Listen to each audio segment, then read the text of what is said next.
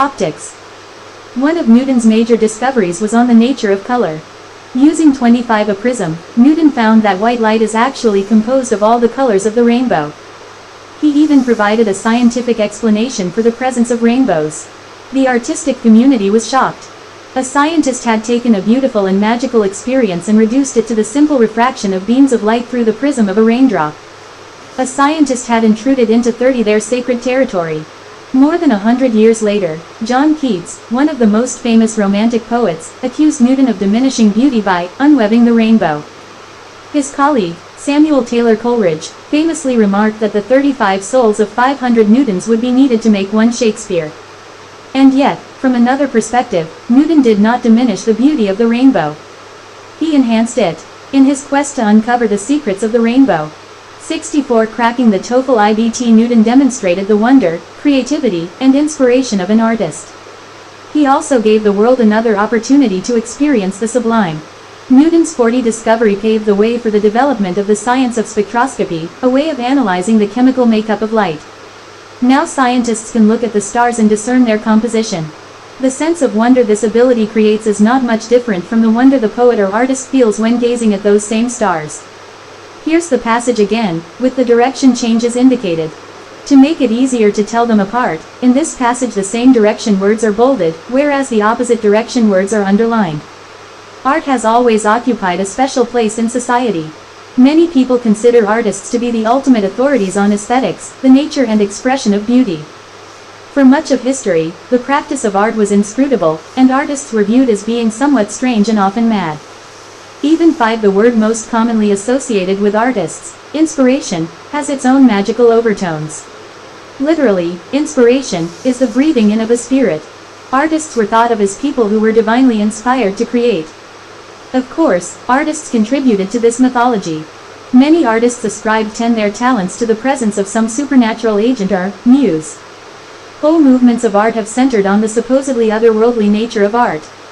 For example, the Romantic poets believed that art was the search for the sublime, a term for them that meant an ultimate expression of beauty and truth. The search for this ideal led them to explore both natural and 15 supernatural themes in their works. Another persistent view of art regarded its divorce from rationality. Reason and logic were the province of scientists and philosophers, whereas creativity and intuition were the domain of the artists. The two separate spheres of the 20 mind were supposed to remain distinct. But in 1704, a major transgression occurred. Sir Isaac Newton, mathematician and physicist extraordinaire, published his study of light, optics. One of Newton's major discoveries was on the nature of color. Using 25 a prism, Newton found that white light is actually composed of all the colors of the rainbow. He even provided a scientific explanation for the presence of rainbows. The artistic community was shocked. A scientist had taken a beautiful and magical experience and reduced it to the simple refraction of beams of light through the prism of a raindrop. A scientist had intruded into their sacred territory. More than 100 years later, John Keats, one of the most famous Romantic poets, accused Newton of diminishing beauty by unwebbing the rainbow. His colleague, Samuel Taylor Coleridge, famously remarked that the 35 souls of 500 Newtons would be needed to make one Shakespeare. And yet, from another perspective, Newton did not diminish the beauty of the rainbow. He enhanced it. In his quest to uncover the secrets of the rainbow, Newton demonstrated the wonder, creativity, and inspiration of an artist. He, too, core concept. Reading 65 also gave the world another opportunity to experience the sublime. Newton's 40 discovery paved the way for the development of the science of spectroscopy, a way of analyzing the chemical makeup of light. Now scientists can look at the stars and discern their composition. The sense of wonder this ability creates is not much different from the wonder the poet or artist feels when gazing at those same stars. When reading actively, use direction words to help you understand the organization of the information in the passage. Same direction markers mean that the information you are about to read supports the topic. Once you notice this, you can often skim through this information. However, pay particular attention to changes of direction in a passage. These indicate an important shift. Look for the following common direction words. Same direction and because even therefore another, for example one reason due to also. Opposite direction although however yet despite but in contrast to on the other hand rather even though. 66 I cracking the TOEFL IBT drill number 5. Finding directions: read each paragraph, circle the direction markers, and identify whether they are same direction or opposite direction words. Direction paragraph A. Hallucinations can also be elicited in a number of other ways. Some of the most common experiences of hallucinations happen when a person is in the throes of an epileptic fit or suffering from a high fever. Other methods of bringing about a hallucination include fasting or sleeplessness.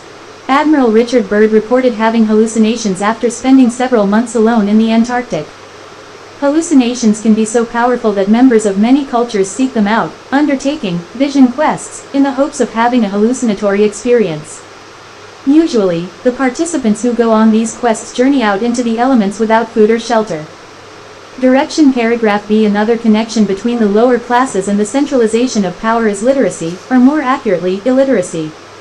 In aristocratic societies, widespread illiteracy did not result in the consolidation of power because the social structure was so segmented. But in an egalitarian society, the intermediate agencies vanish. Without these agencies acting on behalf of the less informed citizenry, the responsibility falls to the government. Centralization is therefore necessary to aid and provide for citizens who may otherwise have nowhere else to turn to for assistance. Direction paragraph C. It is also suspected that the brain has its own chemicals designed to produce hallucinations. For example, some patients suffer from delirium tremens, a violent period of hallucinations accompanied by sweating, an increase in heart rate, and a rise in body temperature. Through experience treating episodes such as this, it is also known that certain chemicals can stop hallucinations. The drug thorazine is often used to treat patients suffering from psychotic disorders that involve hallucinations. Direction paragraph D. The career of Philip Johnson, one of America's foremost architects, was a study in contrasts. Initially, Johnson was a staunch proponent of the modernist school of architecture, and he achieved his early fame by working in this style. After a time, however, Johnson apparently became bored with modernism, even though he claimed that he loved the experience of the new above all things. Johnson decided to move from modernism to classicism, a style that he explored thoroughly. He soon tired of the classical school as well and moved back toward modernism, although his later works still incorporate classical elements. 2. Core concept. Reading 67 answers to drill number 5. Direction paragraph A. Hallucinations can also same direction be elicited in a number of other ways. Some of the most common experiences of hallucinations happen when a person is in the throes of an epileptic fit or suffering from a high fever. Other same direction methods of bringing about a hallucination include fasting or sleeplessness. Admiral Richard Byrd reported having hallucinations after spending several months alone in the Antarctic. Hallucinations can be so powerful that members of many cultures seek them out, undertaking vision quests in the hopes of having a hallucinatory experience. Usually, the participants who go on these quests journey out into the elements without food or shelter. Direction paragraph B. Another same direction connection between the lower classes and the centralization of power is literacy, or more accurately, illiteracy. In aristocratic societies, widespread illiteracy did not result in the consolidation of power because same direction the social structure was so segmented. But opposite direction in an egalitarian society, the intermediate agencies vanish. Without these agencies acting on behalf of the less informed citizenry, the responsibility falls to the government. Centralization is therefore same direction, necessary to aid and provide for citizens who may otherwise have nowhere else to turn to for assistance. Direction paragraph C. It is also same direction suspected that the brain has its own chemicals designed to produce hallucinations. For example, same direction, some patients suffer from delirium tremens, a violent period of hallucinations accompanied by sweating, an increase in heart rate, and a rise in body temperature. Through experience treating episodes such as this, it is also same direction, known that certain chemicals can stop hallucinations. The drug thorazine is often used to treat patients suffering from psychotic disorders that involve hallucinations. Direction paragraph D. The career of Philip Johnson, one of America's foremost architects, was a study in contrasts. Initially same direction, Johnson was a staunch proponent of the modernist school of architecture, and he achieved his early fame by working in this style.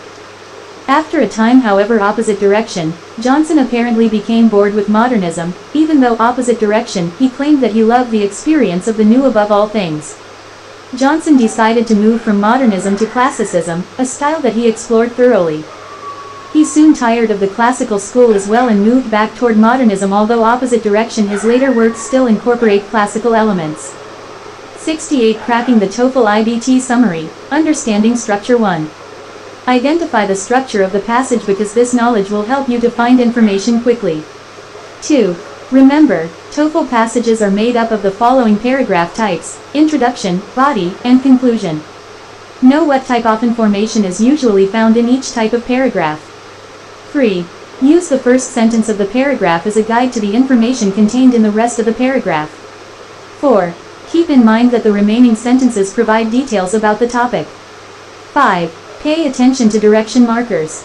Same direction markers indicate the author is continuing the discussion. Opposite direction markers highlight contrasting ideas. Step 3. Find the purpose. People write for many reasons. Some write to entertain, whereas others write to inform. If you know the purpose of a passage, then you know what the writer is trying to accomplish, and you can determine what is important and unimportant about the piece. The majority of passages on the TOEFL will do one of the following. Explain. The purpose of these passages is to present you with information on specific topics, and they contain mostly facts. Resolve. The purpose of these passages is to find solutions for some sort of dilemma. There is usually a debate or question that needs an answer. Convince. The purpose of these passages is to try to argue the validity of a certain viewpoint or idea. They give opinions and support them with evidence. A written passage can be broken down into 3 basic parts: the introduction, the body, and the conclusion. The introduction seeks to give the reader background about the topic. The body of a passage provides details and explanations of what was covered in the introduction. The conclusion summarizes everything in the passage and usually leaves the reader with a few new thoughts on the topic. In the next section, we will practice active reading by looking at each part of a passage. To find the purpose of the passage, we'll start with the introduction, the first paragraph. 2. Core concept. Reading 69. The introduction paragraph. Let's return to the sample passage at the beginning of this chapter. Here's the first paragraph again. Scientists at Michigan State University are asking a most challenging question. Can a computer program be considered alive? The members of the Digital Evolution Laboratory say yes. Computer scientists at the laboratory have created a program called Avita that has intrigued not only scientists and engineers but biologists and philosophers as well. The introduction paragraph is one of the most important paragraphs in the passage. It should give you a pretty good idea of what the author wants to accomplish. Look at it sentence by sentence and identify clues that will help you find the purpose. First, examine the opening sentence. Scientists at Michigan State University are asking a most challenging question. Now, focus on the important stuff. You do this by asking yourself what and why.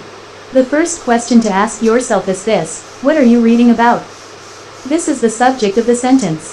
Write down the subject. Now ask yourself this question: why is the author writing about this? Write down what you think the author wants you to know about. So far, you are reading about the scientists. And why are you reading about them? Because they are asking a question. If you are still unsure about this information after reading the first sentence, then continue to the second sentence. Can a computer program be considered alive? This clarifies the first sentence. Now you know that the passage is about scientists and a computer program that may be considered alive. Do you think the author wrote this passage to inform, to resolve, or to argue? Write it down. Now move on to the body paragraphs. 70. Cracking the TOEFL IBT. The body paragraphs. When looking for the purpose, don't get bogged down in the details. For most passages, you can get everything you need by reading just the first sentence or 2 of each paragraph. Try that on the passage below. Here are the first 4 body paragraphs. The Avita project began in the late 1990s, when Chris Adami, a physicist, sought to create computer programs that could evolve to do simple addition problems and reproduce inside a digital environment. Adami called these programs digital organisms. Whenever a digital organism replicates, it has 5 a chance to alter the program of the newly created offspring. In this way, the programs mutate and evolve.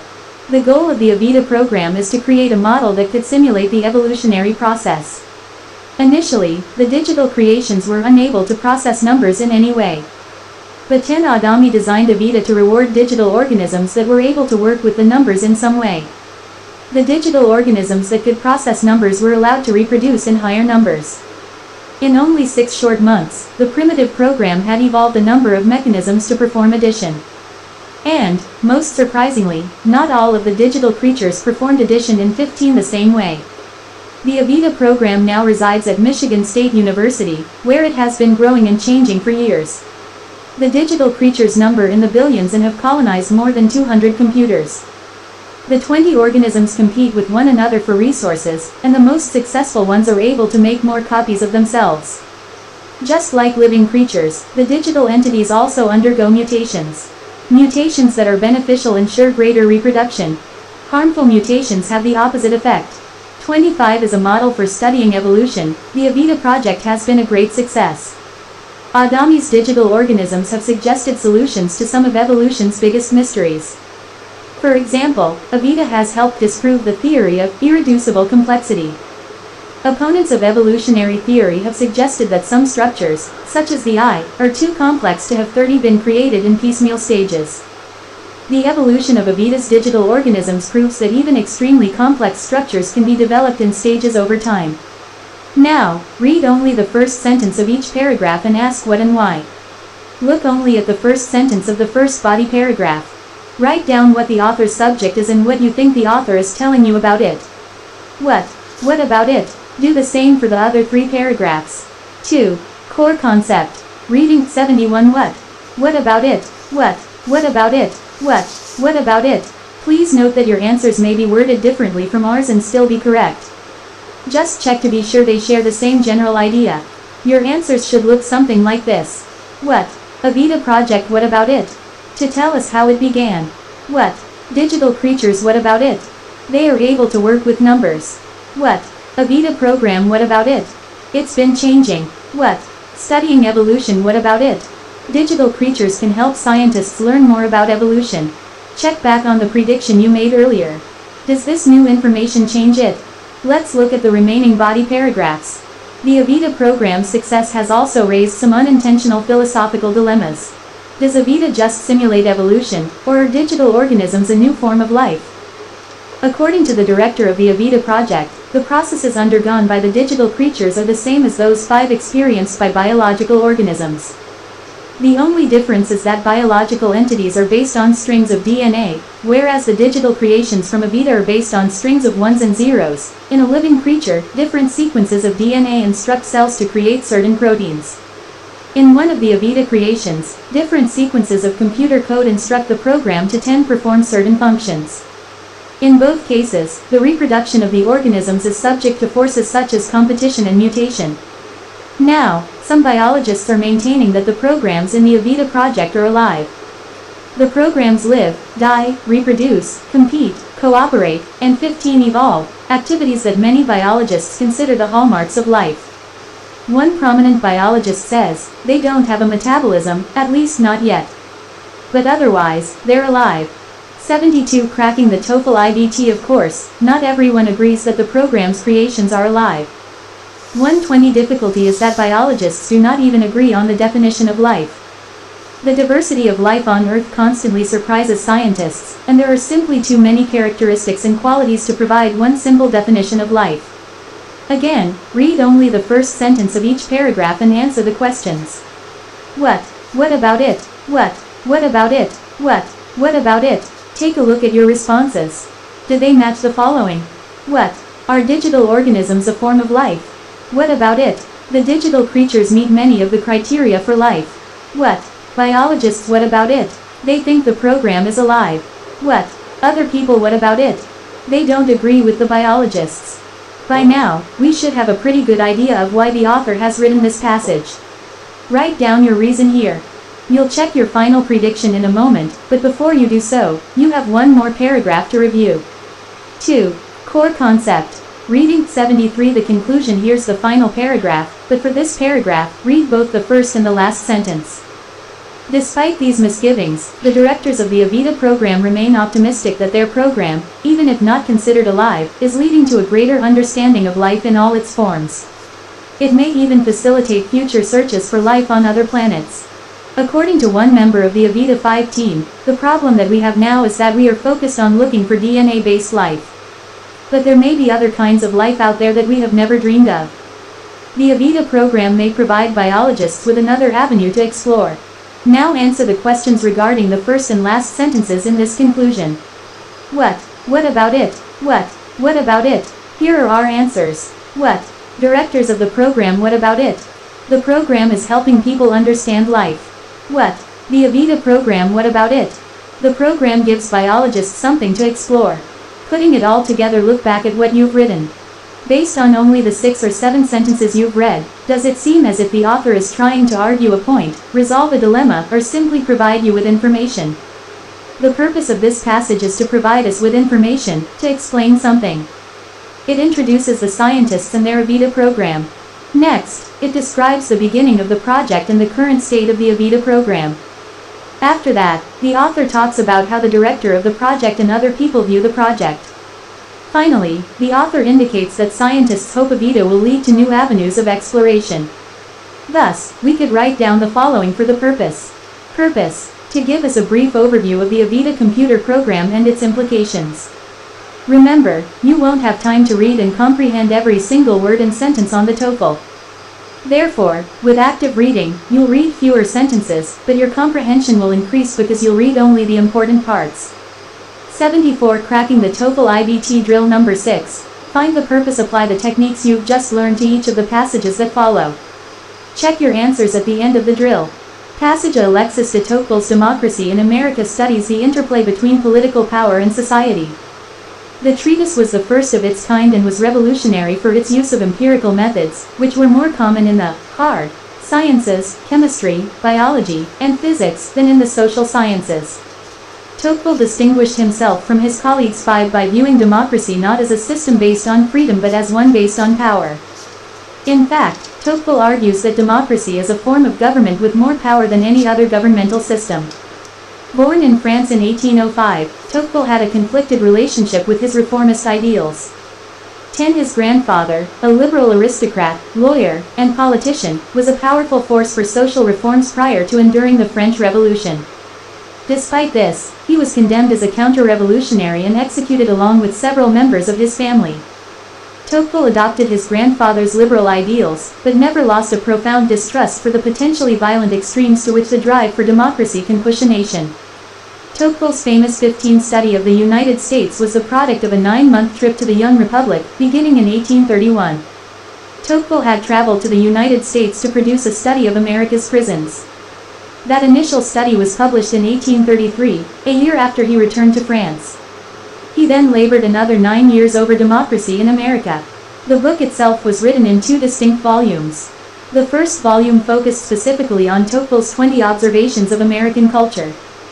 He stressed the growth of social equality promoted by a stable social order, an issue that was close to his heart given France's repeated violent efforts to establish a lasting democracy. The second volume, written 4 years after the first had been completed, was more abstract. Tocqueville turned his attention to the conflict of individuality and centrality in democratic cultures. 25. Tocqueville ascribes the power of a democracy to its tendency to centralize power. In a democracy, there are no guilds, estates, or sharply defined social classes. These institutions, in earlier times, represented a check on the powers of kings and tyrants. But in their absence, the government holds the ultimate authority. According to Tocqueville, it is the 30 lower classes that primarily drive the centralization of power in a democracy. One reason the lower classes prefer a centralization of power relates to the historical role of the aristocratic class. In many class-based societies, the lower classes were subject to the rule of classes above them. Local affairs were overseen by aristocrats, who often acted like 35 petty tyrants. Only by surrendering authority to a central government could the lower classes achieve equality. Another connection between the lower classes and the centralization of power is literacy, or more accurately, illiteracy. In aristocratic societies, widespread illiteracy did not result in the forced consolidation of power because the social structure was so segmented. But in an egalitarian society, the intermediate agencies vanish. Without these agencies acting on behalf of the less informed citizenry, the responsibility falls to the government. Centralization is therefore 2. Core concept. Reading 75 necessary to aid and provide for citizens who may otherwise have nowhere else to turn to for assistance. 45. But perhaps the most profound effect the lower classes can have on the centralization of power in a democracy concerns the nature of the democratic leader. In an aristocracy or a monarchy, the ruler was always viewed as a person apart from the lower classes, a person whose birth made him or her superior to his subjects. In a democracy, the lower classes 50 can identify more closely with a leader whom they can view as one of them and thus are willing to rally around him or her more readily. Of course, other factors increase the centralization of a democracy. TOEFL points out that war is an important agent of centralization. To succeed in war, contends TOEFL, 55 a nation must be able to focus its resources around a single point. Countries with a centralization of power are far more able to accomplish this task than are countries with fragmented power structures. But it is interesting how TOEFL sees democracy as a vehicle not for freedom but for power, driven by the very people the democracy is designed to empower. Paragraph 1. What? What about it? Paragraph 2. What? What about it? Paragraph 3. What? What about it? Paragraph 4. What? What about it? Paragraph 5. What? What about it? 76 Cracking the TOEFL IBT. Paragraph 6. What? What about it? Paragraph 7. What? What about it? Overall purpose. Passage B. Sometimes it appears that the human mark on this planet is indelible.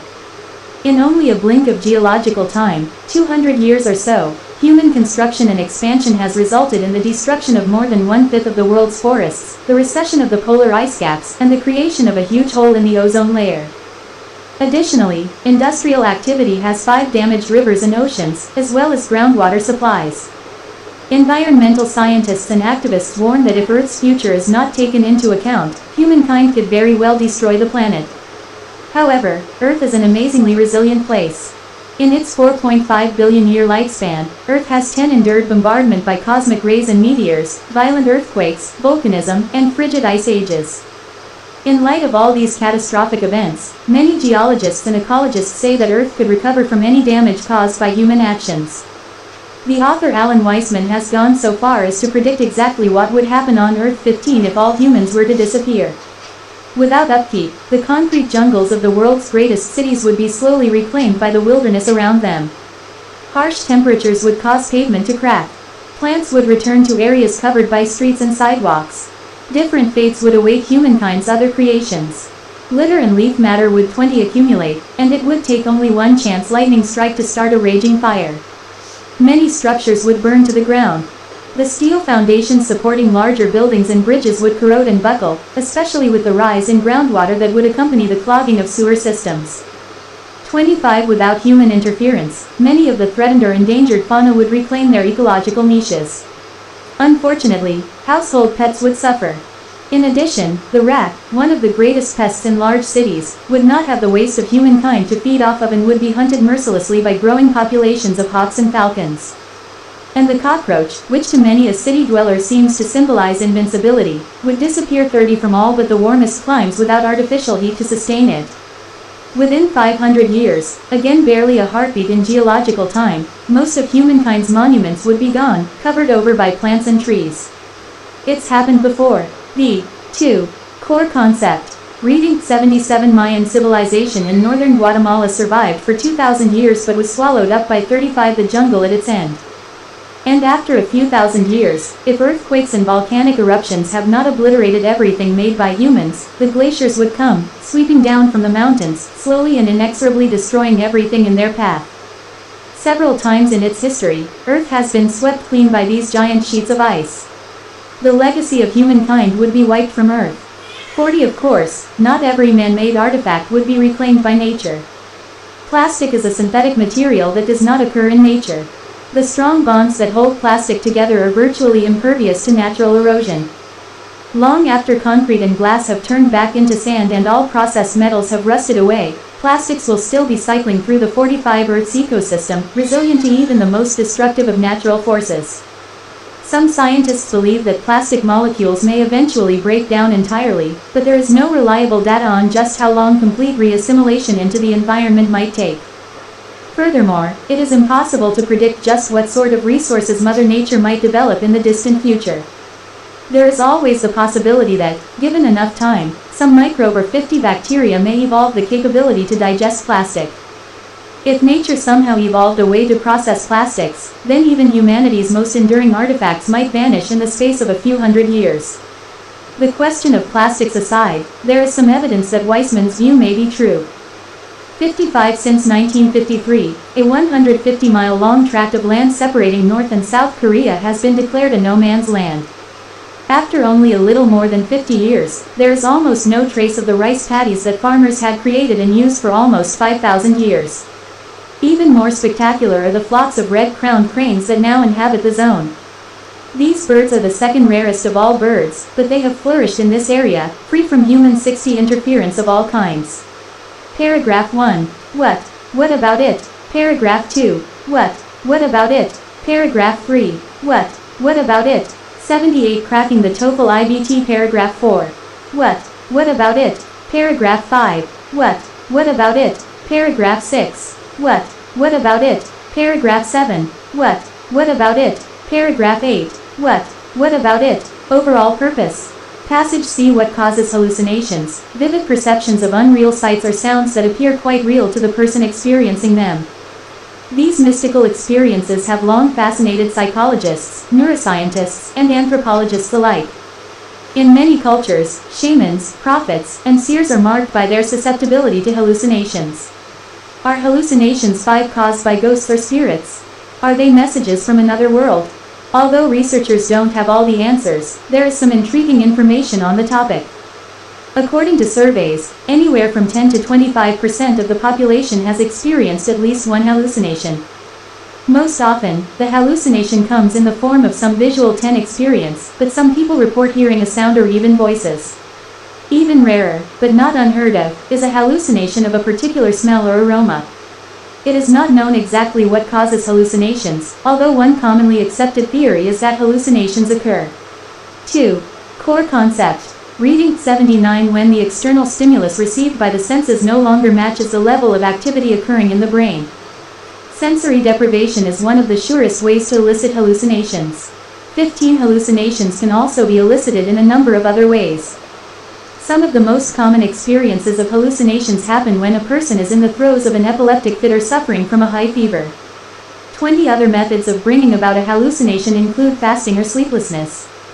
Admiral Richard Byrd reported having hallucinations after spending several months alone in the Antarctic. Hallucinations can be so powerful that members of many cultures seek them out, undertaking vision quests in the hopes of having a hallucinatory experience. Usually the participants who go on these quests journey out into the elements without food or shelter. 25 Not all hallucinations are the product of extreme physical conditions. Some very complex hallucinations can be triggered by nothing more unusual than everyday memories. People who have lost limbs often report that they continue to feel physical sensations as if the limb were still there. These, phantom limbs, are most likely the result of the brain interpreting 30 signals it receives from severed nerve endings in the context of its memories of the missing limb. An even stranger phenomenon involves hallucinations produced by the memories of recently departed loved ones. Called brief hallucinations, these vivid visions can be simple visual hallucinations or more complex fantasy interactions. In one reported case, a woman reported receiving multiple visits from her departed children. The woman claimed that she, 35, and her ghosts regularly held long and involved conversations. Neuroscientists theorize that grief hallucinations may be the product of vivid memories that last in the mind long after a loved one has passed away. As bizarre as grief hallucinations may sound, the experience is quite common. Some researchers estimate that up to 80% of people will experience some form of grief hallucination in their lifetime. 40 Although neuroscientists may not be sure of the exact mechanism in the brain that causes hallucinations, they have isolated activity in the left temporal lobe of the brain that appears to play a part in the phenomenon. Certain drugs that affect this region of the brain are known for their ability to cause hallucinations.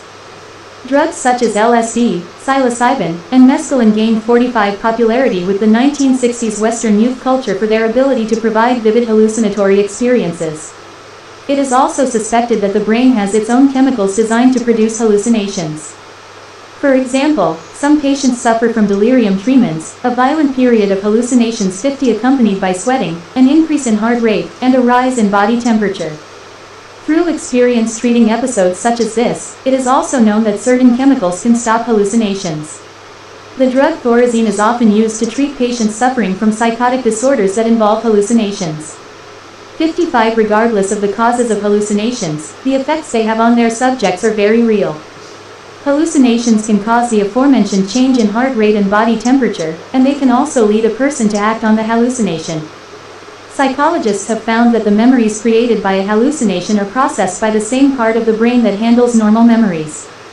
Thus, for the subject of a hallucination, the experience 60 is as real as any other. 80. Cracking the TOEFL IBT. Paragraph 1. What? What about it? Paragraph 2. What? What about it? Paragraph 3. What? What about it? Paragraph 4. What? What about it? Paragraph 5. What? What about it? Paragraph 6. What? What about it? Paragraph 7. What? What about it? Paragraph 8. What? What about it? Overall purpose. 2.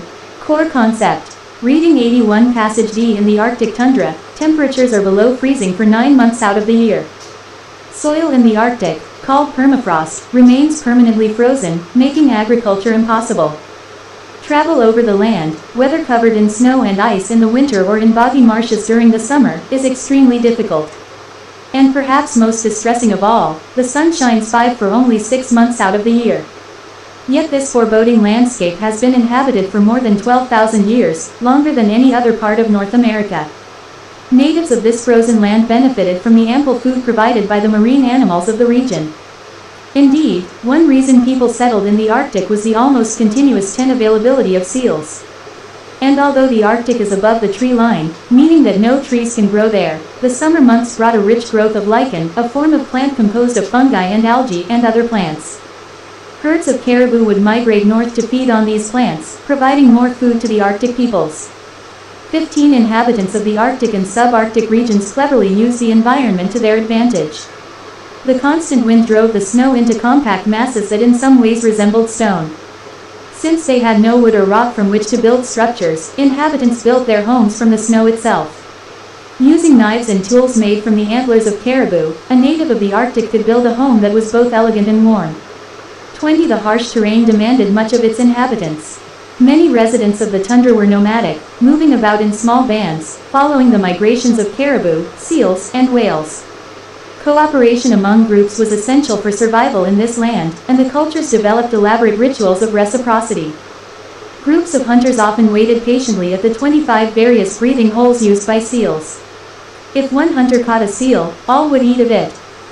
Bravery was also rewarded, as evidenced by the Inupiat people, who risked death by wandering far across sea ice to hunt seals. To survive the brutal cold, Arctic dwellers devised special clothing. Most people wore parkas 30 made of double layers of caribou hide, with boots and pants also made of the same material.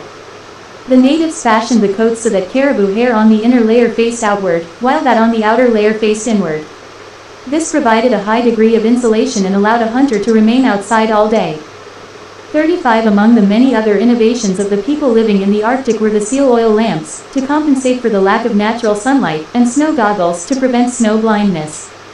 These remarkable people also developed snowshoes, kayaks, and harpoons with detachable heads. Such resourcefulness was necessary to thrive in the unforgiving conditions of the tundra. 40. The Arctic inhabitants also developed a body of knowledge adapted to their unique living conditions. When American and European explorers first began long-term expeditions in the Arctic, they ignored the knowledge and survival skills of the Arctic's native inhabitants at their own peril. For example, some animals suited to frozen climates process nutrients 45 from their food differently than animals in more hospitable environments. One of the notable differences is the concentration of vitamin A in the livers of Arctic mammals. In small doses, vitamin A is an essential nutrient. In large doses, it can be toxic. Vitamin A poisoning causes hair loss, brittle bones, skin lesions, nausea, and the buildup of potentially fatal pressure on the brain. Arctic hunters had long ago learned to avoid eating the liver of certain animals.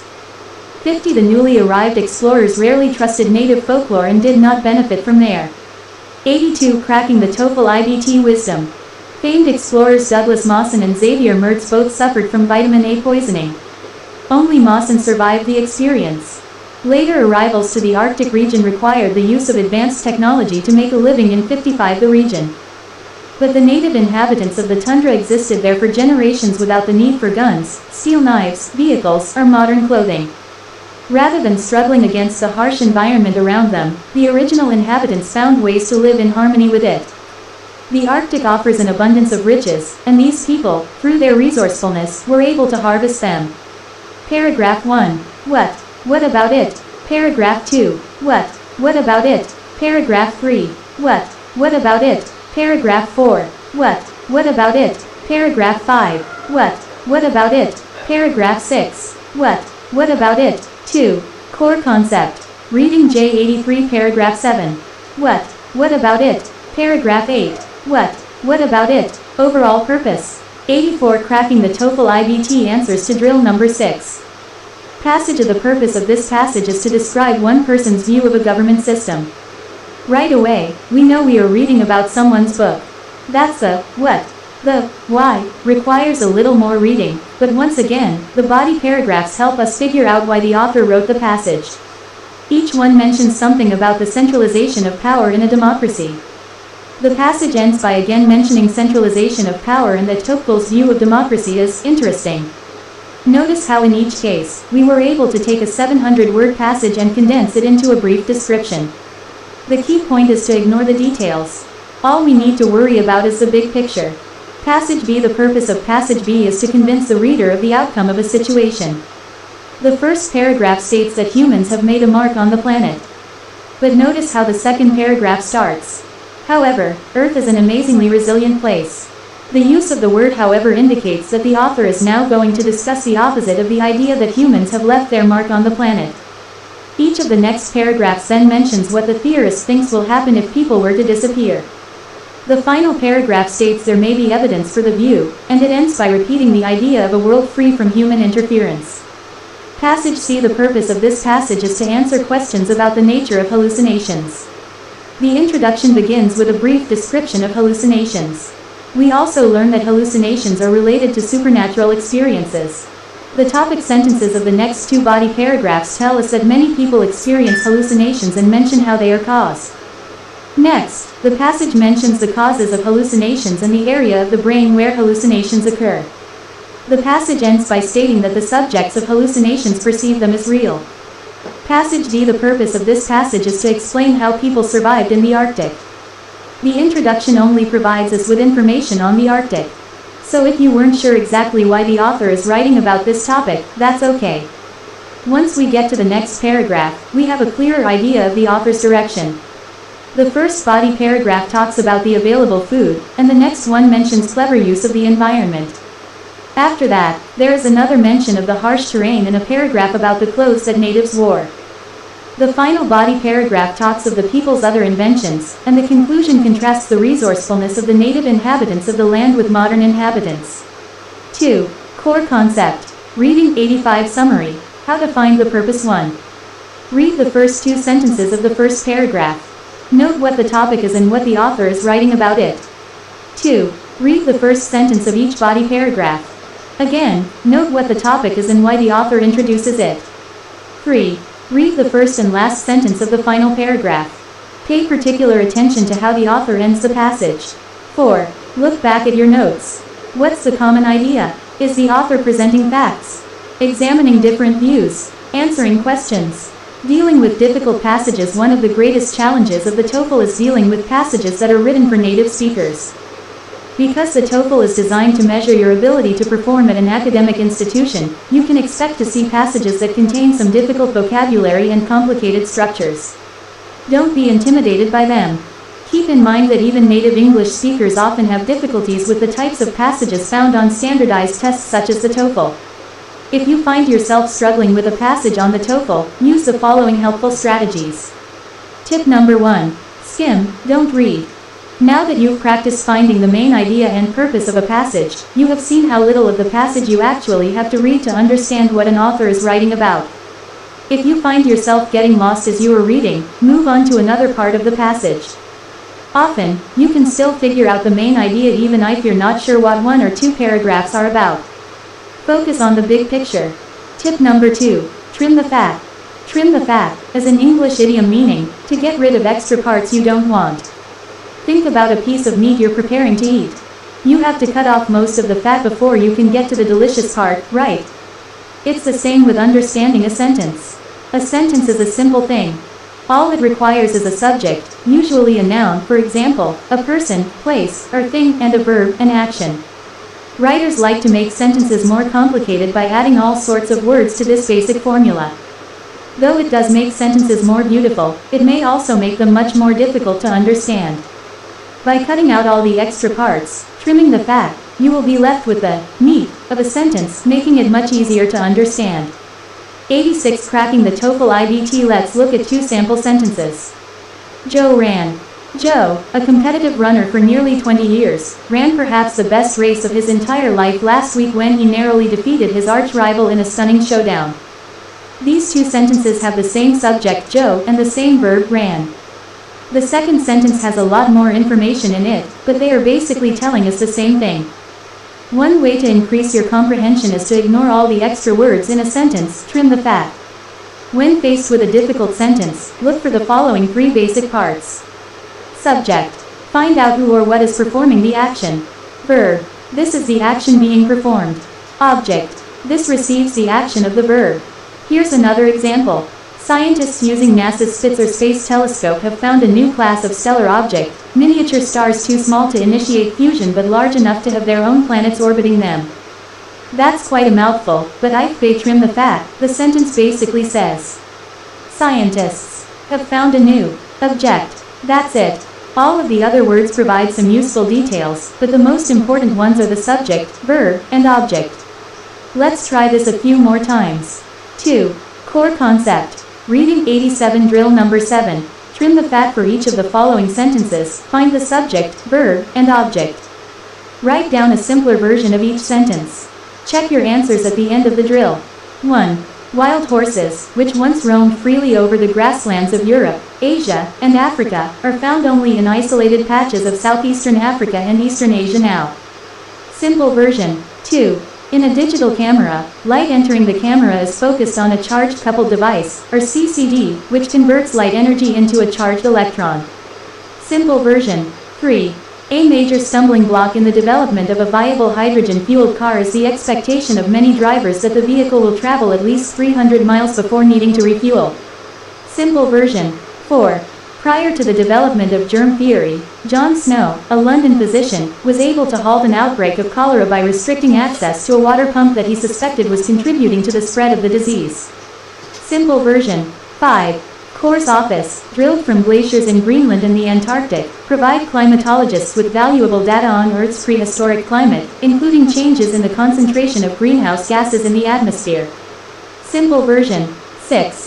In 1899, Nikola Tesla, famed inventor of the alternating current electrical system, shocked an assembled audience at a conference by operating a 6-foot radio-controlled electric boat. Simple version.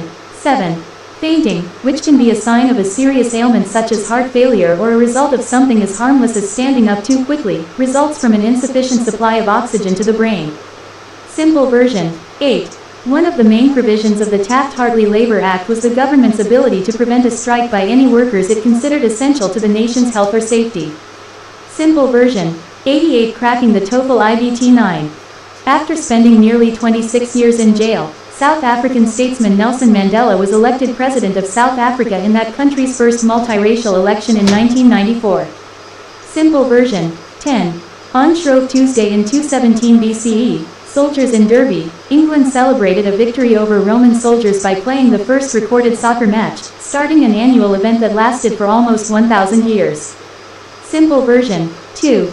Core concept. Reading 89 answers to drill number 7. If your answers include a bit more information, that's fine. The important thing with trimming the fat is to cut out as much as you can while still keeping the parts that are important to the meaning of the sentence. If you're not sure if a phrase is important, leave it. 1. Wild horses, which once roamed freely over the grasslands of Europe, Asia, and Africa, are found only in isolated patches of southeastern Africa and eastern Asia now. Simple version. Wild horses are found in patches of Africa and Asia. Watch out for phrases that begin with the word which. These phrases are not essential to the sentence and can be ignored. 2. In a digital camera, light entering the camera is focused on a charged coupled device, or CCD, which converts light energy into a charged electron. Simple version. Light is focused onto a device. Fancy technical terms are always good candidates for trimming. Ignore them whenever possible. 3. A major stumbling block in the development of a viable hydrogen-fueled car is the expectation of many drivers that the vehicle will travel at least 300 miles before needing to refuel. Simple version. A block is the expectation that the vehicle will travel 300 miles. This sentence contains numerous prepositional phrases. These are phrases that start with words like in, of, and at. When you see short phrases that start with these words, you can usually cut their phrases out of the sentence. 4. Prior to the development of germ theory, John Snow, a London physician, was able to halt an outbreak of cholera by restricting access to a water pump that he suspected was contributing to the spread of the disease. Simple version. John Snow was able to halt an outbreak. Often, a phrase in the beginning of a sentence that is set off with a comma prior to the development of germ theory can be trimmed away. 5. Core's office, drilled from glaciers in Greenland and the Antarctic, provide climatologists with valuable data on Earth's prehistoric climate, including changes in the concentration of greenhouse gases in the atmosphere. Simple version. Core's office provide valuable data. Similarly, phrases at the end of a sentence that are set off with a comma including changes in atmosphere can be removed as well. 91. Cracking the TOEFL IBT-6. In 1899, Nikola Tesla, famed inventor of the alternating current electrical system, shocked an assembled audience at a conference by operating a 6-foot radio-controlled electric boat. Simple version. Nikola Tesla shocked an audience by operating a boat. When trimming the fat, a good strategy is to locate the subject first. Then find the verb. Once you do that, you can almost always cut out everything in between them. 7. Fainting, which can be a sign of a serious ailment such as heart failure or a result of something as harmless as standing up too quickly, results from an insufficient supply of oxygen to the brain. Simple version. Fainting results from an insufficient supply of oxygen. Once again, we have another phrase using the word which. Get rid of it. 8. One of the main provisions of the Taft-Hartley Labor Act was the government's ability to prevent a strike by any workers it considered essential to the nation's health or safety. Simple version. One provision was the government's ability to prevent a strike. This sentence has a bunch of prepositional phrases, of the main, of the Taft-Hartley Labor Act, by any workers, and, to the nation's health or safety. These can all be trimmed away. 9. After spending nearly 26 years in jail, South African statesman Nelson Mandela was elected president of South Africa in that country's first multiracial election in 1994. Simple version. Nelson Mandela was elected president. You can also eliminate any words that provide descriptions, such as South African statesman and first multiracial. Although these words provide more details, they are not essential to the sentence. 10. On Shrove Tuesday in 217 BCE, soldiers in Derby, England celebrated a victory over Roman soldiers by playing the first recorded soccer match, starting an annual event that lasted for almost 1,000 years. Simple version. Soldiers celebrated by playing soccer. There are many phrases that can be trimmed here. As you can see, most of the words in this sentence are only there to provide more details. Ignore them and focus on the important stuff. 2. Core concept. Reading 91. Tip number 3. Dealing with difficult vocabulary passages on the TOEFL may contain a number of difficult or unfamiliar words. It's easy to become frustrated with these words and lose track of what you've read. Fortunately, you often do not need to understand these words to determine the passage's main idea. As we just saw, trimming the fat eliminates many of the words in a sentence because they are not crucial to understanding it. Let's look at some examples of sentences with difficult vocabulary words. Despite the preponderance of evidence debunking this outdated notion, many people continue to vigorously defend it. First, let's trim the fat. Remember, we said that phrases at the beginning of a sentence that are set off with commas can be cut. That eliminates 2 of the difficult words, leaving us with the following sentence. Many people continue to vigorously defend it. Now the sentence isn't so complicated. Let's just focus on the subject, verb, and object. Our sentence now reads as follows. People continue to defend it. The other words are just adjectives, modifiers. They add detail, but they are not essential to understanding the basic idea. In some cases, the difficult vocabulary word is the subject or the verb. In these cases, trimming the fat won't be too helpful. Here's an example. The gentry of Victorian England viewed work as the domain of men and often limited women's access to various jobs and professions. Let's trim away some of the unnecessary phrases.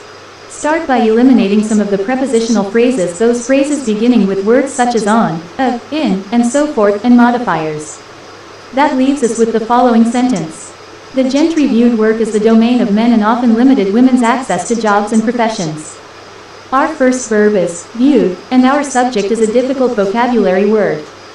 However, to understand this sentence, we don't need to know exactly what gentry means. You can tell by the meaning of the word view, to see or to look at, that gentry probably means some kind of people. So, let's just replace gentry as shown below. Some people viewed work as the domain of men. This is good enough for understanding the author's general idea. This even works when the difficult vocabulary takes the form of a verb. Here's an example. In time, the Scythians were able to subjugate the Slavs, a people who throughout their history suffered under the dominion of many foreign rulers. 92. Cracking the TOEFL IBT using the same trimming process, we can reduce this sentence to the following. The Scythians were able to subjugate the Slavs. Then we can replace our difficult word with a simple phrase. The Scythians were able to do something to the Slavs. Most likely, you'll find some information in another part of the passage that will help you figure out what the difficult word means. But when you are looking for the main idea or purpose, don't focus on what you don't know, work with what you do know. 2. Core concept. Reading 93 drill number 8. Difficult vocabulary. The following sentences contain one or more difficult vocabulary words. Paraphrase each sentence, cutting out extra phrases. Then simplify the sentence, taking difficult words and replacing them with more familiar ones whenever possible. 1. The authorship of The Art of War, an influential treatise on war, tactics, and espionage, is often attributed to Sun Tzu, but the tome was more likely penned by a number of writers. Simplify. 2. One of the more controversial incidents of government intervention into the private sector occurred when, during the early 1970s, the government imposed a cap on wages to combat inflation. Simplify. 3. Saccharin, a white crystalline compound that tastes more than 100 times sweeter than sugar, was discovered by accident in 1879. Simplify. 4.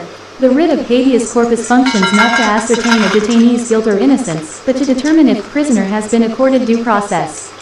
Simplify. 5. Theodor Adorno, Walter Benjamin, and Herbert Marcuse, distinguished philosophers of the Frankfurt School, were instrumental in formulating seminal critical theories on capitalism. Simplify. 6. Based on his observations of the Andromeda Galaxy and others like it, Walter Baade inferred the existence of ancient stars in the Milky Way that were formed from primordial hydrogen and helium. Simplify. 7. Most critics consider Dracula the archetypal horror novel, the one from which all other macabre stories originate. Simplify. 8. Archaeologists usually employ two types of dating methods, one that attempts to determine the temporal order of a sequence of events and one that strives to date an object or event in terms of absolute calendar years. Simplify. 94. Cracking the TOEFL IBT 9. A modem operates by converting discrete digital data into an analog signal that varies continuously in reference to a standard reference point. Simplify. 10. Abstract expressionism emerged from the turbulent 1940s New York City art scene and quickly captivated critics with its stylistic diversity and non-representational framework. Simplify. 2.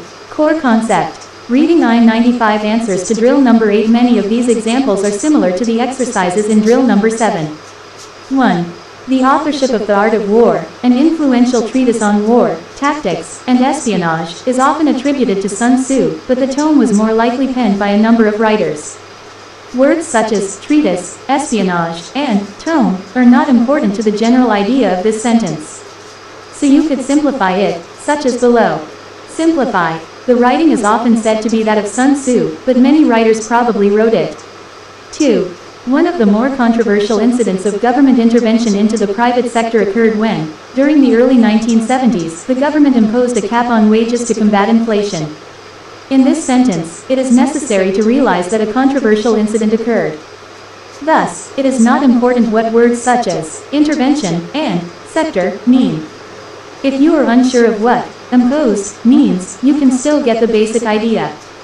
You can make this sentence very simple, which may help you to understand the overall meaning of FIT's passage on the test. Simplify. Something happened when the government did something. 3. Saccharin, a white crystalline compound that tastes more than 100 times sweeter than sugar, was discovered by accident in 1879.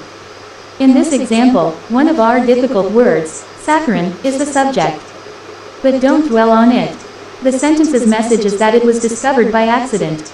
Even if you have no idea what saccharin is, you can get the meaning of the whole sentence by substituting the word something, for saccharine and then following the clues in the phrase, that it's something like sugar. Simplify. Something like sugar was discovered by accident. 4.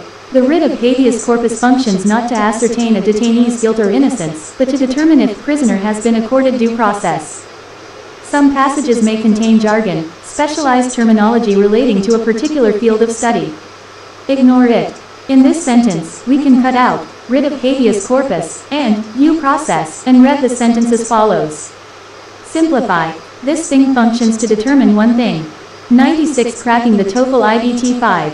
Theodor Adorno, Walter Benjamin, and Herbert Marcuse, distinguished philosophers of the Frankfurt School, were instrumental in formulating seminal critical theories on capitalism. This sentence has a lot of information packed into it. But we can avoid a lot of trouble by simply paraphrasing it as, some guys were doing something with theories. That will be enough to help you find the main idea of a passage. Simplify. Some guys were doing something with theories. 6. Based on his observations of the Andromeda Galaxy and others like it, Walter Baade inferred the existence of ancient stars in the Milky Way that were formed from primordial hydrogen and helium. Inferred, and primordial, do not affect the meaning of this sentence in a major way. Simplify. Walter Baade did something with the existence of stars. 7. Most critics consider Dracula the archetypal horror novel, the one from which all other macabre stories originate. Many times, an author will provide clues as to the meaning of a word in the rest of the sentence. In this case, archetypal is defined as something from which other things originate. Even so, the meaning of the word is not important to the sentence. Macabre is also not necessary. Simplify. Critics consider Dracula the horror story from which all others originate. 8. Archaeologists usually employ two types of dating methods, one that attempts to determine the temporal order of a sequence of events and one that strives to date an object or event in terms of absolute calendar years. Once again, the important stuff is surrounded by lots of extra information. Don't worry about words such as temporal or strive. Simplify. Archaeologists use two types of methods. 9. A modem operates by converting discrete digital data into an analog signal that varies continuously in reference to a standard reference point. There are a few parts of this sentence that may be difficult to understand. Let's simplify it. Simplify.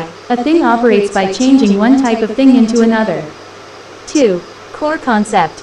Reading 9710.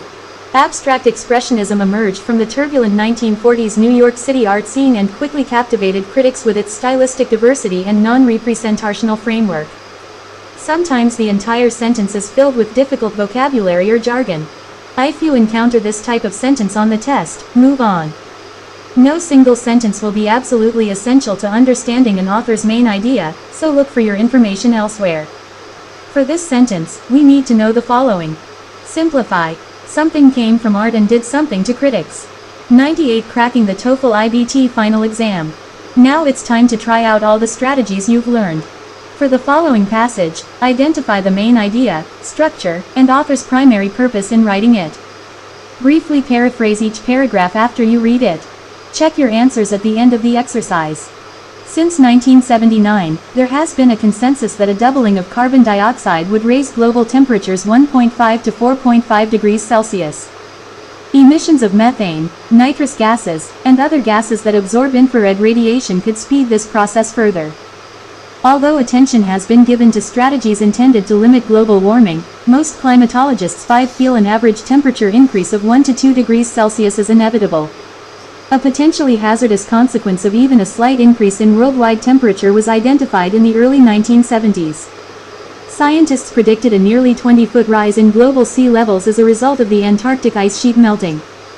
Although this prediction has since been discredited by new research that shows such an occurrence would take place over a span of roughly 500 years, more recent studies have identified several sites, including smaller glaciers and large parts of the ice sheet in Greenland, that are more susceptible to rapid thawing. Based on data compiled from researchers, a 7-foot rise in sea level is possible by the year 2100. 15 Even a small rise in sea level, an average of 2 feet worldwide, would result in inundation, erosion, flooding, and saltwater intrusion. Coastal areas of the United States would lose a significant amount of land. Scientists predict a 50 to 100 foot loss in New Jersey, and up to 1,000 feet of shore areas flooded in Florida. According to some studies, the rise in water 20 levels could contribute to a loss of 50 to 90% of U.S. wetlands. Currently, two major policy approaches are being considered by coastal communities. The first, known as the no protection approach, is based on a philosophy of non-intervention. Communities in coastal regions simply zone areas they anticipate losing land to erosion 25 within the next 30 to 60 years. No new buildings are permitted to be built in zones likely to be lost to flooding or erosion, and the current structures are left to their fates. Communities that take a no protection approach acknowledge the coming danger, but they are often unwilling or unable to incur the financial losses associated with condemning and removing beachfront property. However, it should be noted that communities that elect a no protection 30 approach place the financial burden on the federal government, which compensates homeowners for homes lost to floods or storms. The second option, and certainly the more appealing one, involves raising the land level along the shore. This approach, although a far costlier one, offers several advantages. 35 First, it does not require the removal or demolition of buildings. Instead, the entire land mass is raised to protect it from the ocean. Second, the federal government does not have to intervene in the form of land buys or flood insurance. Despite these benefits, many communities choose not to raise the land due to the great cost and large amount of labor involved. To raise the land, sand must be pumped onto the beach, including the underwater 40 part of the beach, until the land level gradually rises. In addition, roads, houses, and other structures must be gradually raised again. The size of this undertaking prevents many communities from considering it. 2. Core concept. Reading 99. One of the major hurdles facing policymakers is the lack of urgency surrounding the onset 45 of global warming and rising sea levels. Many communities do not see the need to take action in response to effects that will not materialize for 100 years. However, considering the possible consequences of inaction, community leaders would be wise to begin serious discussions about their preferred strategy. Main idea. Paragraph 1. Paragraph 2. Paragraph 3. Paragraph 4. Paragraph 5. Paragraph 6. Purpose. 100. Cracking the TOEFL IBT answers to final exam. Main idea. There are two main approaches to dealing with rising sea levels caused by global warming, and communities should give thought to which strategy they will use. Paragraph 1. This paragraph indicates that a doubling of carbon dioxide leads to an increase in temperature. Although, near the end of the passage should be noted. The sentence states that the warming seems inevitable. Paragraph 2. The author gives information on the consequence, a rise in sea levels. Remember, you don't need to pay too much attention to the details. Paragraph 3. This paragraph continues the discussion of results of the rise in sea level. Note the word, even. This is a direction word. Paragraph 4. Now the author introduces two major approaches to solving the problem. The first possible solution is the no protection approach. Did you find the direction word, however, at the end of the paragraph? Note that this approach places a financial burden on the government. More great books. If you need more reading and writing drills and practice, check out another Princeton Review page-turner, TOEFL heading and writing workout. Paragraph 5. This is the second option, and it is important to note that the author favors it more appealing. The second option involves raising the land level. There are quite a few direction markers in this paragraph.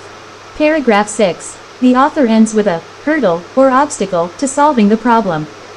The author thinks people should decide on the best solution soon and act on it. Purpose. The purpose of this passage is to provide a possible solution to a problem. The first paragraph introduces a situation that would cause Earth's temperature to rise. The next two paragraphs reveal consequences of the warming. After that, the author discusses two possible solutions. Finally, the author states that leaders need to act soon. The last word on reading. We've spent a lot of time working with passages, but the time has been well spent. The elements of reading we've reviewed in this chapter form the core of the skills required to do well on the TOEFL. Reading skills will also prove invaluable on two other sections of the TOEFL, speaking and writing. But first, let's look at the core concepts you'll need to master the next section, listening. 2. Core concept. Reading 101. Chapter 3. Core concept. Listening. The listening section can seem like one of the most intimidating sections on the TOEFL. The tasks in the listening section require you to sort through lectures and conversations that are filled with distracting pauses and brief digressions, a very frustrating experience but a very realistic scenario. Don't be discouraged. The listening section does follow some common patterns. The key to getting a good score is to find these patterns. This chapter is going to teach you how to do exactly that. Listening on the TOEFL. In this section, you'll be asked to listen to lectures and conversations. These listening tasks will have a definite structure, which is similar to the reading passages we just studied. There will be an introduction, supporting details or examples, and a conclusion. Let's take a closer look at the structure of these lectures and conversations. In a lecture, you can expect to hear the following. 1. Opening. The teacher or professor will greet the class and announce the topic of the lecture. 2. Purpose of the lecture. After stating the topic, the speaker will usually mention the focus of this particular lecture. 3. Details and/or examples. The lecture will usually include several supporting details and/or examples. 4. Conclusion. Conclusions in the lectures will not always be obvious. Some lectures or talks will end rather abruptly. Additionally, an academic lecture or talk on the TOEFL is also likely to contain 5. Questions and/or comments. During the lecture, a student will often ask a question or make a comment. The answers to these questions typically reinforce the speaker's purpose. In a conversation, you can expect to hear the following. 1. Greeting. The two people talking will first exchange greetings. 2. Statement of problem issue. Conversations on the TOEFL typically revolve around a problem or an issue faced by one of the speakers. 3. Response. After the problem or issue is raised, one of the speakers will respond, usually by making a suggestion to the other. 4. Resolution. The conversation will end with some sort of closing or resolution to the problem. Your challenge in the listening section is similar to your challenge in the reading section of the TOEFL. When listening to a conversation or lecture, you need to do the following. 1. Identify what the topic is. 2. Figure out why the topic is being addressed. 3. Note the supporting examples. 104. Cracking the TOEFL IBT. You've practiced identifying these parts in the previous chapters. Now the challenge is to apply what you've learned to the listening section. There are some things, however, that make the listening tasks especially difficult.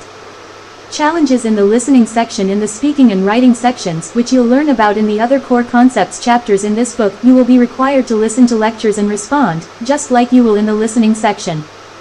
However, there is a difference between the tasks in other sections and those in the listening section. The difference is that the tasks in the listening section have intentional distractions. These distractions are pauses, interruptions, and interjections that disrupt the flow of the speaker's talk. Interestingly, if you were to respond on the speaking section in the same way the speakers talk on the listening section, you would receive a fairly low score. For example, you may hear something like the 3 brief statements that follow, which include common distractions. Try reading them aloud, or ask a friend to read them to you. Okay, so, today we're going to discuss the hunting practices of the Trobriand Islanders. As you remember, last week we talked about their social structure. Now we're moving into their day-to-day activities. So let's take our example of, what did we say? Right, our example is the proposed flat tax rate. Now this example isn't a perfect one because, well, it's only a hypothetical example, but it'll do for this discussion. Therefore, and this is an important point, the new historicism movement didn't come out of nowhere. It was a product of its time. Okay, another characteristic that makes the listening section different from the others is that you will have to follow conversations between multiple speakers. It can be difficult to identify the purpose or the supporting details of a conversation when the speaker changes. Taking notes. You are allowed to take notes on the TOEFL. Of course, you must balance your note-taking with your ability to comprehend the speech or lecture. A common mistake is to try to write too much. This often causes you to miss hearing some important information. Therefore, keep your note-taking to a minimum and focus only on major points. 3. Core concept. Listening. 105. Here's a suggestion on how to organize your notes. I. What? 2. Why? 3. Reasons. Examples 1, 2, 3. IB. Conclusion. Whether or not you take notes, you will need to listen actively to do well on this part of the TOEFL. Active listening strategies are similar to the active reading strategies that you learned in Chapter 2. Of course, active listening is more difficult than active reading. However, by familiarizing yourself with the overall structure of the lectures and conversations, you'll have an easier time understanding the main points. When listening actively, pay attention to the following. 1. Purpose. The speaker will usually state the purpose of the lecture or conversation within the first few lines of the talk. 2. Reasons. Examples. The rest of the conversation or lecture will contain reasons or examples related to the purpose. The next sections provide you with some practice in listening actively to lectures and conversations. Let's start with lectures. Listening to lectures, track 1 on the CD that accompanies this book and is also available in your student tools online as a lecture in a sociology class. As you listen to the lecture, try to identify the purpose and the reasons or examples. How is this lecture similar to the reading passages we've looked at? How is it different? Play track 1 on the accompanying CD and in your student tools. A transcript of the lecture can be found on page 112. 106. Cracking the TOEFL IBT purpose. Examples. Lecture analysis. Lectures typically follow the format of reading passages. The speaker will provide an introduction, supporting reasons and examples, and some sort of conclusion. Of course, as you're listening to the lecture, you won't be aware of when a paragraph ends, but you should still know what to expect based on the part of the lecture to which you're listening. Here's the introduction of the lecture, broken down piece by piece. 1. Okay, class, let's get started. 2. Today we're going to talk about the structural functionalist theory in sociology. 3. You guys remember last week we discussed the interactionist perspective, right? 4. Now that theory, the interactionist theory, focused on how people get along with one another and, the way that interactions, create behaviors. Now, let's analyze what's going on in this first part of the introduction. 1. Introduction. On the TOEFL, the lectures and conversations usually start with a greeting of some sort. This greeting is not important to the lecture. 2. Topic. At some point early in the lecture, the professor will probably state what the class is going to talk about, today, or, in this class. This is very important. Note the topic on your scrap paper. 3. Background. Usually, the professor will refer to a prior lecture or topic. The professor will state that the class talked about this topic, last time, last class, or something along those lines. This information may be important to the lecture or it may be a distraction. It depends on what the purpose of the lecture is. 4. More background.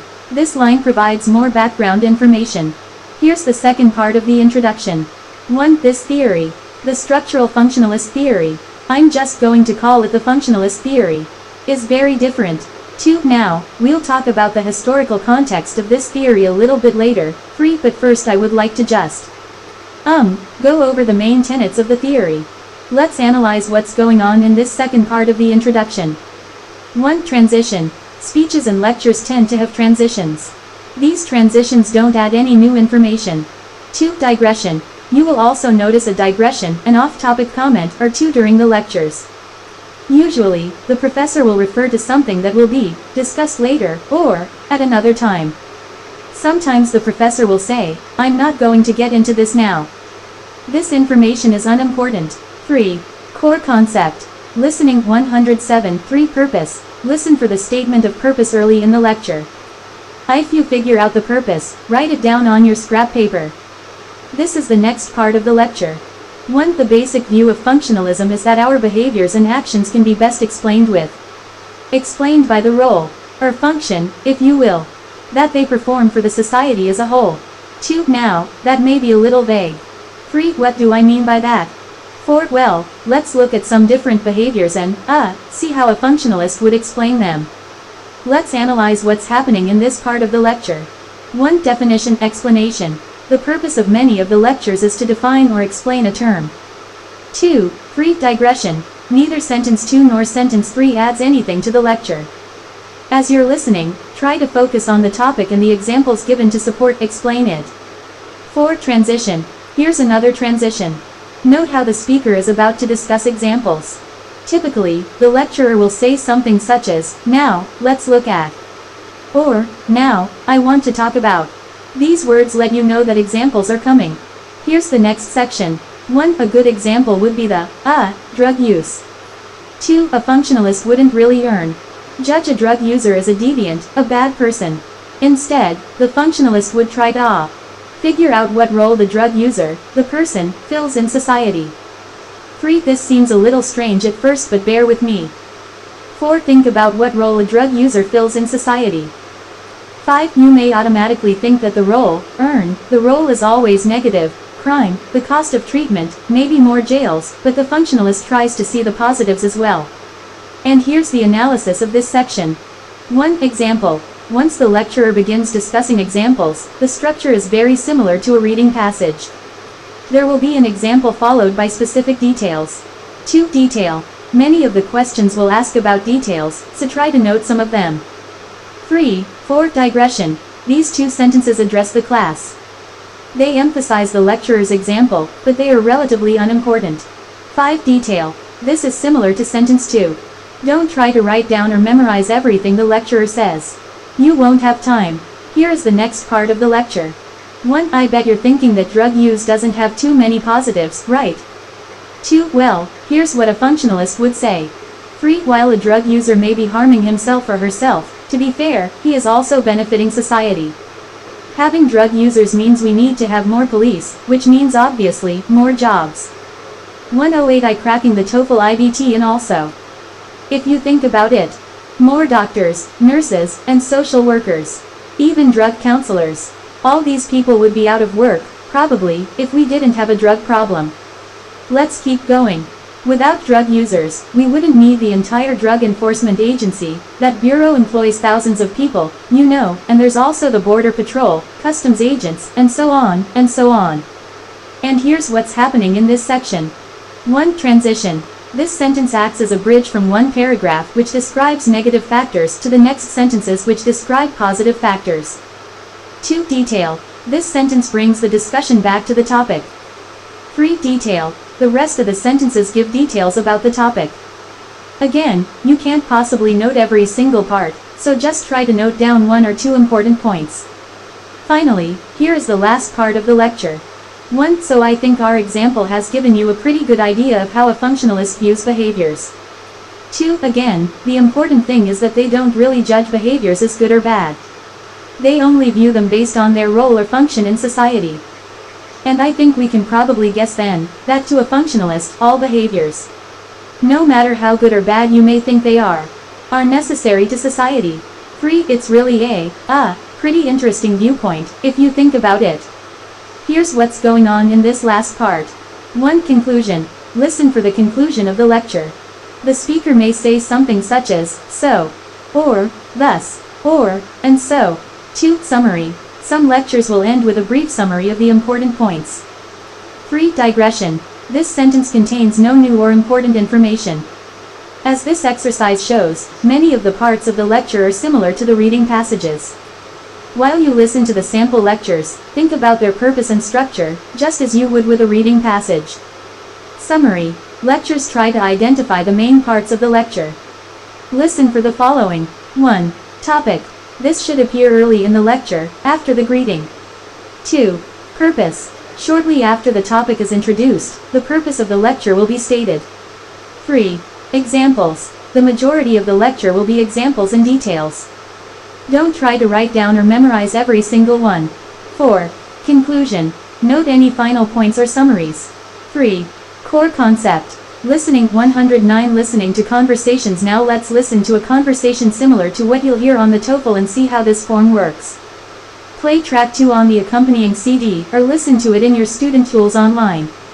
A transcript can be found on page 113. Conversation analysis. Conversations have the basic elements of reading passages. There should be some basic purpose to the conversation and reasons or examples related to that purpose. Here is a breakdown of the conversation you just heard. Computer lab monitor. Hi. Do you need help with something? Student. Yes. I'm supposed to use this program for my statistics class, but I'm not sure how. Conversations also start with a greeting. Usually, the purpose will appear right at the beginning. Note this purpose on your scrap paper. Let's see what's next. CLM. Okay. Do you have the program with you? S. Sure, here it is. CLM. Okay, let's bring this over to a computer and see how it works. S. I think there's something wrong with the program. When I tried to run it on my computer, nothing happened. These lines provide a detail about the problem the student is having. The questions will often ask about this type of detail, so be sure to note it. CLM. That's interesting. Well, let's see what happens here. It looks like it's running fine on this computer. Weird. My computer freezes every time I try to open the program. CLM. You mean the entire computer locks up? Have you had this type of problem before? Yeah, I guess. Sometimes when I try to use certain programs, they just don't seem to work correctly. I don't know why though. 110 Cracking the TOEFL IBT. More specific details are provided about the problem. Note that in a conversation, you'll have to pay attention to the roles of the speakers. In this case, one speaker is describing a problem, and the other is trying to help find a solution. CLM. You can always use the computers here in the lab, you know. That way you won't have to worry about it. I know. But I'd rather figure out what the problem is with my computer.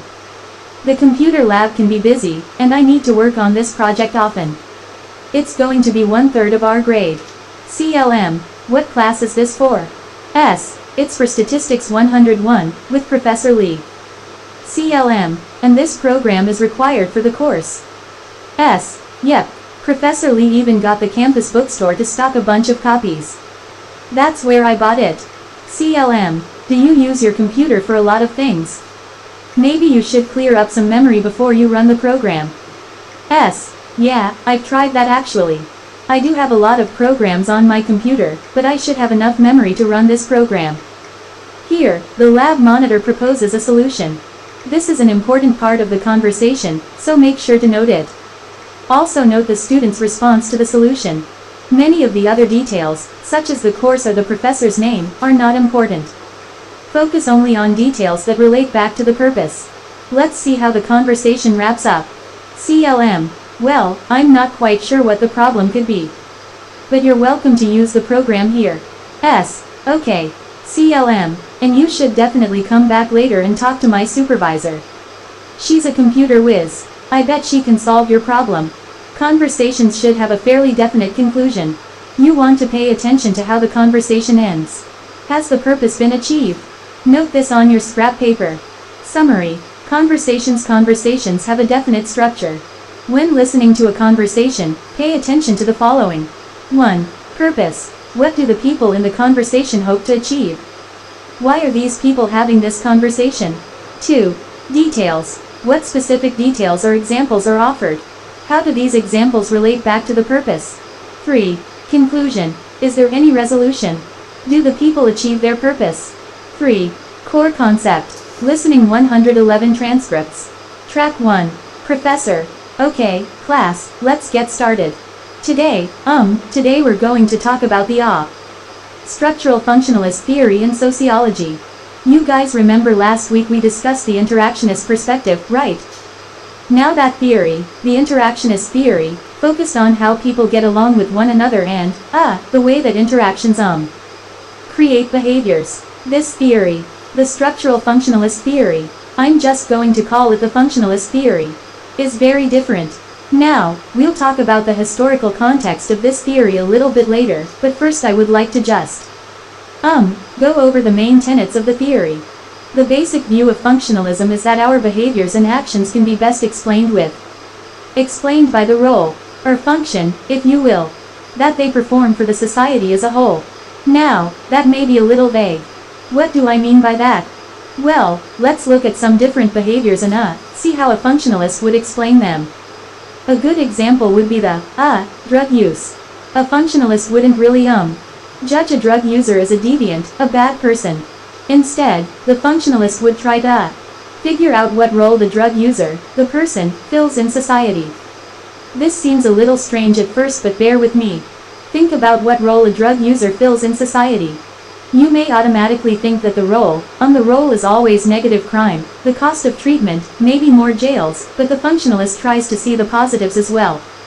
I bet you're thinking that drug use doesn't have too many positives, right? Well, here's what a functionalist would say.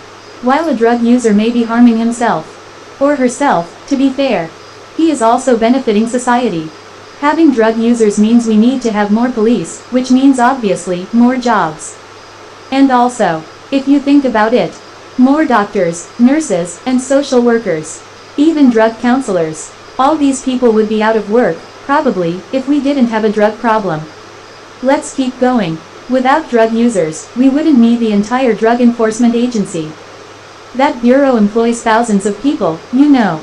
And there's also the Border Patrol, customs agents, and so on, and so on. So I think our example has given you a pretty good idea of how a functionalist views behaviors. Again, the important thing is that they don't really judge behaviors as good or bad. They only view them based on their role or function in society. And I think we can probably guess then, that to a functionalist, all behaviors, no matter how good or bad you may think they are necessary to society. It's really a pretty interesting viewpoint, if you think about it. 112 Cracking the TOEFL IBT Track 2. Computer Lab Monitor. Hi. Do you need help with something? Student. Yes. I'm supposed to use this program for my statistics class, but I'm not sure how. CLM. Okay. Do you have the program with you? S. Sure, here it is. CLM. Okay, let's bring this over to a computer and see how it works. S. I think there's something wrong with the program. When I tried to run it on my computer, nothing happened. CLM. That's interesting. Well, let's see what happens here. It looks like it's running fine on this computer. S. Weird. My computer freezes every time I try to open the program. CLM. You mean the entire computer locks up? Have you had this type of problem before? S. Yeah, I guess. Sometimes when I try to use certain programs, they just don't seem to work correctly. I don't know why though. CLM. You can always use the computers here in the lab, you know. That way you won't have to worry about it. S. I know. But I'd rather figure out what the problem is with my computer. The computer lab can be busy, and I need to work on this project often. It's going to be 1/3 of our grade. CLM. What class is this for? S. It's for Statistics 101, with Professor Lee. CLM. And this program is required for the course. S. Yep. Professor Lee even got the campus bookstore to stock a bunch of copies. That's where I bought it. CLM. Do you use your computer for a lot of things? Maybe you should clear up some memory before you run the program. S. Yeah, I've tried that actually. I do have a lot of programs on my computer, but I should have enough memory to run this program. CLM. Well, I'm not quite sure what the problem could be, but you're welcome to use the program here. S. Okay. CLM. And you should definitely come back later and talk to my supervisor. She's a computer whiz. I bet she can solve your problem. 3. Core Concept. Listening 113. Chapter 4 Core Concept. Speaking as mentioned earlier, the TOEFL is an integrated exam, which means that each individual section will measure several abilities. You'll be learning speaking skills that you will use in concert with the reading, listening, and writing skills. Scoring for the speaking section. Although the speaking section is different from the writing section in some ways, many of the guidelines for scoring it are similar. The speaking section is graded on a scale of 0 to 4, while the scale for the writing section is 0 to 5. In both speaking and writing, a score of 0 is reserved for a response that simply repeats the prompt, is in a foreign language, or is left blank, whereas a score of 4 on the speaking section is judged to have accomplished the following. The response fulfills the demands of the task. The response presents a clear progression of ideas. The response includes appropriate details. These standards conform to our 3 basic core concept reading skills: purpose, main idea, and structure. The main difference on the speaking section is that the graders will also consider the quality of your speech. While they don't expect perfect English, they expect a top response too. Use speech that is clear, fluid, and sustained, although it may contain minor lapses in pronunciation or intonation. Pace may vary at times, but overall intelligibility remains high. Demonstrate good control of basic and complex grammatical structures and contain generally effective word choice. Minor errors or imprecise use may be noticeable, but they neither require listener effort nor do they obscure meaning. The best way to make sure you meet these guidelines is to practice.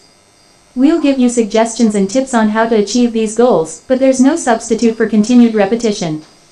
Part 1. Stating your purpose. You remember that you needed to find a purpose in reading passages and listen for a purpose in lectures on the listening section. Well, the best way to succeed on the speaking section of the TOEFL is to use those skills you've learned in the reading and listening exercises.